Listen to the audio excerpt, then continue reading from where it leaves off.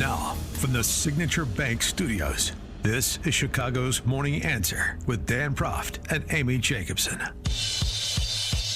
Only the biggest stories, only the biggest guests, and only the biggest opinions. This is AM 560, The Answer.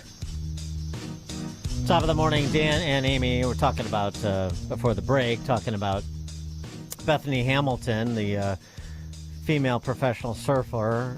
She was the young lady who had her arm bitten off in a shark attack 20 years ago and went on to still become this professional surfer. Well, she's questioning men competing against her in surfing, so she got bounced from being a spokesman for this popular surfing outfit and replaced, ironically enough, by a man pretending to be a woman who is competing on the women's surfing circuit.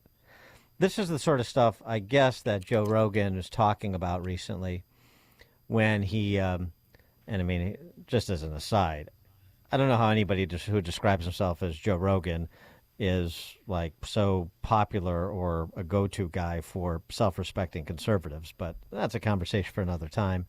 Rogan describing how what happened in California not only drove him out of California, but drove him at least somewhat more to the right. Take a listen. Well, I used to be a part of the Blue Bubble. I was 100% a left-leaning person who lived in Los Angeles. I was 100%. I never voted Republican my whole life. I was very left-leaning, especially with like any social issues. When it comes to financial things, I'm a little bit more conservative. But at the end of the day, I'm way more left than I am right. But California went nuts, man. It's gone like full communist. It's out of its mind. And their approach to law enforcement is so insane.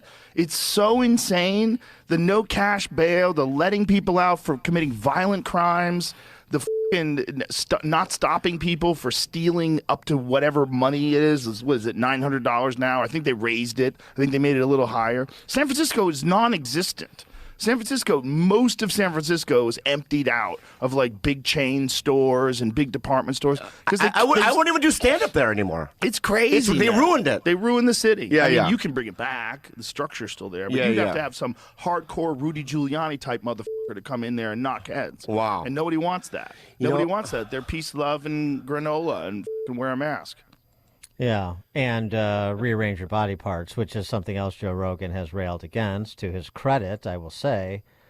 And such in California, to the extent that migrants that are dropped off in L.A. or make their way through California's border with Mexico into the state are not just entitled to free health care, they're entitled to free gender reassignment surgeries. That's what he's talking about. That doesn't make him a conservative thinker. It just makes him a master of the obvious. But nonetheless, I mean, so there is this backlash. But the problem is that people who would replace Bethany Hamilton with a dude as their spokesman for women surfing and their surfing products, they're in control of the institutions. And as we were just discussing, the idea that there are some mental health professionals that are going to save us from the people that are in control of these institutions and perpetuating this ideology. That's who we're talking about. Those that are in control of the medical professions and the medical schools. Now you're starting to see the problem we've got? Structural. For more on this, we're pleased to be joined by Ian Kingsbury, Director of Research for Do No Harm, Senior Fellow at the Educational Freedom Institute as well. Ian, thanks for joining us. Appreciate it. Thanks for having me. So, we were just discussing, so it's a perfect segue to you. We had seemingly some victories over with DEIB now. I'm sorry, I've got to include B, belonging, because that's now the new acronym for some of these corporate committees. So We had some victories with the Supreme Court decision in the Harvard admissions cases, with the self-immolation of a couple of Ivy League presidents. But nothing stops. Nothing is stopping. And I don't see any substantial change of institutional control with respect to med schools and other associated academic and cultural institutions as it pertains to some of the issues that we're talking about. Do you? No, things are completely out of control in the medical field. Medical training is just being supplanted by woke indoctrination. So all this time that you would hope that medical students are learning how to diagnose illness or to perform surgery, an enormous amount of that time is just spent learning about woke social justice activism. It's really alarming. And so, well, this is a moneymaker, though. I mean, isn't this going to be $1 billion industry by 2050? For the transgender medicine? Yep, and surgeries. What, Sure. 2030. Yeah, there's certainly big money to be made here. It's hard to say truthfully the extent to which that's really even animating all of this. I think for certain people, certainly it can help rationalize it. But truthfully, I think the bigger problem is just that there are zealots who have captured these medical institutions who really believe in this stuff. They think that these experiments that they're doing are for the advancement of humanity. That's really the bigger problem. Yeah, and so you have some bad examples and some less than properly couched statements that come out of a Vanderbilt University hospital system and University of Wisconsin hospital system, and there's a bit of a firestorm around them for a moment, and maybe some people get shuffled around. But it doesn't stop. I know that clinic over in the UK got shut down because of the adverse outcomes for patients. That was a Tavistock, but none of this is stopping. And so, do you have a prescription on terms of how to make it stop? What can people do? What can the medical profession do against the institutional powers at the AMA and at these med schools? Right. Unfortunately, things are so out of control that it essentially does compel legislative action at this point. And we're seeing this and unfortunately, right now it's exclusively red states, but efforts toward, for example, restricting access to puberty blockers, to cross-sex hormones, to surgery. So Ohio was just the latest state to take this measure after the legislature overrode the governor's veto on this. But, there are a number of states now that have done this, and unfortunately there's a number more that probably are going to have to do this because it's not even clear that the AMA or these other organizations can see themselves to sanity. They're going to need, legislative action. What about something like a Great Barrington Declaration to organize medical professionals from across the country, across institutions, to speak with a singular voice and to have some profiles so people see that what you're being told by those who have the titles isn't what equally credentialed professionals in these sectors believe. Right. So I think my organization, Do No Harm, is leading the charge on this. We have many members who are doctors who are starting to find their voice on opposing these sorts of things publicly. I think if there's reason for optimism, it's becoming a little bit easier or more comfortable for medical professionals to speak out on this because things have simply gotten so out of control, and because I think people are understanding that these issues aren't just going to resolve themselves and they can't just sit on the fence and wait for things to get better, that you do now have all of these people who are really signing on to this project to try to restore sanity to medicine.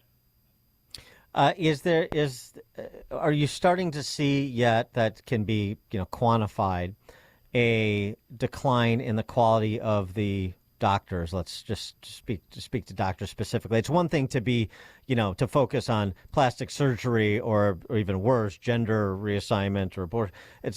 But you're still a qualified expert in your field. But it's another thing if you're not a qualified expert in your field because you've been focused on, DEI tracks and the rest of the politics surrounding what goes on in medical schools as what went on at their undergraduate schools. So the quality of the professionalism in the profession, is there a demonstrable decline that is measurable at this point? So I don't know offhand data that would speak to that decline. I certainly know anecdotally this is something that an enormous number of people are aware of.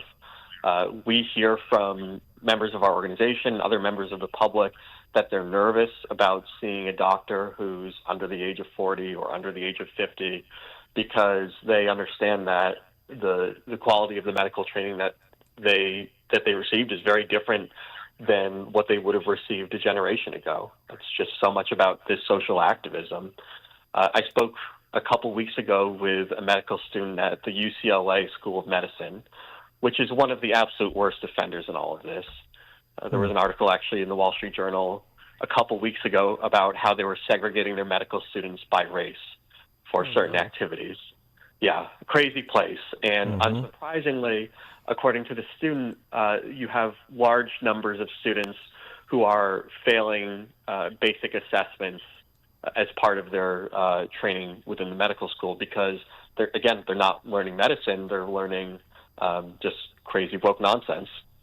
Well, you had also that high-profile case, was it within the last year or so, of that renowned organic chemistry professor, I think it was at NYU, or definitely East Coast, that essentially got fired because he was failing kids in organic chemistry that were failing organic chemistry. But you don't want kids that fail organic chemistry going on to be a doctor. Right. Yeah, it's there are certainly people out there who are trying to do the right thing and still enforce rigor and standards. The problem is when you think of a school like UCLA, every incentive is for you to sort of just join the chorus and keep your head down and participate in the woke insanity. I applaud people who fight back, but if you're in a place like UCLA or whichever, and I can't recall the institution, the one you just mentioned, but unfortunately, you get a target on your back for trying to be a sane person.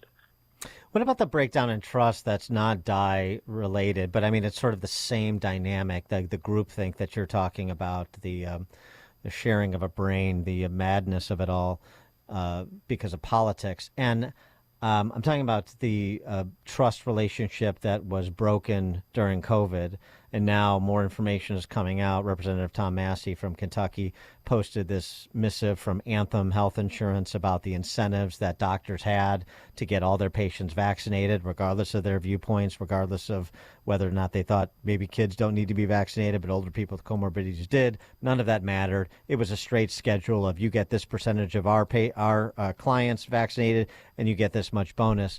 And you had a pediatrician named Dr. Kirk Milhone who testified before the House Committee on COVID, talking about exactly that, the idea that doctors would and hospitals would have been paid to do things that were potentially averse to their patients' interests, or at least they thought so, and they went along with it because if you didn't go along with it, then there was the stick on the other side of it. Yeah, the medical profession is burning an enormous amount of trust and credibility. And I think for the most part, the people inside of it don't really understand what's happening because they tend to get wrapped up in their own bubbles and sort of not fully taking stock of how people outside of that assess it. And so you look at the uptake of other standard childhood vaccines, and you can see those rates decreasing. And then you'll have statements from people in organizations like the American Medical Association trying to blame actually conservatives and Republicans for eroding that trust. But they never look in the mirror and try to actually acknowledge the role that they might have played in all of this. And it's really sad because, modern medicine can do amazing and terrific things for people. There's going to be real consequences to the trust that they forfeited.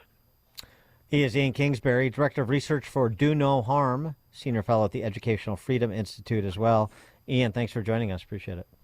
Thanks so much for having me. Thank you. And he joined us on our turnkey.pro answer line. Listen to Dan and Amy on your smartphone. Download the AM560 mobile app today at 560theanswer.com/mobile. A storm is on the horizon, and you need to keep the lights on.